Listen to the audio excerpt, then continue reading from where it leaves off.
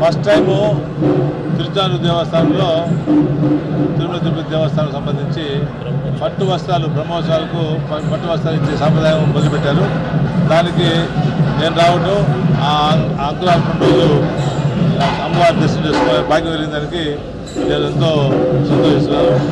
భక్తులందరూ కూడా పాల్గొన్నారు కాబట్టి చాలా బాగా బ్రహ్మాండం జరుగుతుంది. ఇక్కడ ఈ గారు కానీ అందరూ కూడా ఎమ్మెల్యే గారు అందరూ బాగా చేస్తున్నారు. అందరూ ఉండాలి, అందరూ చేయించాలి. ప్రజలు అందరూ ఎక్కువ వస్తే, భక్తులందరూ ఎక్కువ వస్తే, ఎంత ఎక్కువ వస్తే అంత కళగా ఉంటుంది. ఆ విధంగా శోభదిస్తారని ప్రార్థిస్తూ అందరూ అన్ని కావాలని కోరుకుంటూ నమస్కారం. ఈరోజు ఎంతో అంగరంగ వైభవంగా భక్తి శ్రద్ధలతోటి పాంచరాత్ర ఆగ్రమ శాస్త్ర విధానంగా ఎంతో బ్రహ్మాండంగా ఈరోజు ఈ ధ్వజారోహణ కార్యక్రమం చేయడం జరిగింది. ఈరోజు మధ్యాహ్నం రాష్ట్ర ప్రభుత్వం తరఫున గౌరవనీయులు గోపాలకృష్ణారెడ్డి గారు మన మార్చులు అమార్చులు వారు వచ్చి వస్త్ర సమర్పణ అమ్మవారికి చేస్తారు.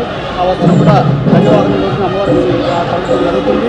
మరి 9 రోజులు జరిగే ఈ బ్రహ్మోత్సవాల కార్యక్రమంలో భక్తులందరూ ప్రత్యక్షంగా కానీ వాహన సేవల్లో పాల్గొనడం, పరోక్షంగా టీవీ ఛానల్ ద్వారా లైవ్ టెలికాస్ట్ జరిగే సందర్భంగా దాని ద్వారా కూడా అమ్మవారి కృపాకటాక్షాలు ఆశీస్సులు పొందాలని భావిస్తూ ఓం నమో వెంకటేశాయ. మొదటి నివేదన అయిన తర్వాత అమ్మవారు ఊరేగింపుగా ధ్వజారోహణ ఉత్సవం జరిగిన తర్వాత 9:15 నుంచి 9:30 లోపల ననులగ్న పుష్కరాంశమందు అమ్మవారికి ధ్వజారోహణ కార్యక్రమం నిర్వర్తించబడినాం. విశేషంగా అమ్మవారికి వైష్ణవాలయాలన్నింటిలో కూడా ఈ ధ్వజపటమును ధ్వజపటమునందు ఈ గౌడలు గౌడను చిత్రీకరించుదురు. కానీ అమ్మవారికి విశేషముగా అమ్మవారికి తన మానమైన ధ్వజపటమునందు గజవాహనమును చిత్రీకరించి ధ్వజారోహణ కార్యక్రమం నిర్వర్తించబడును.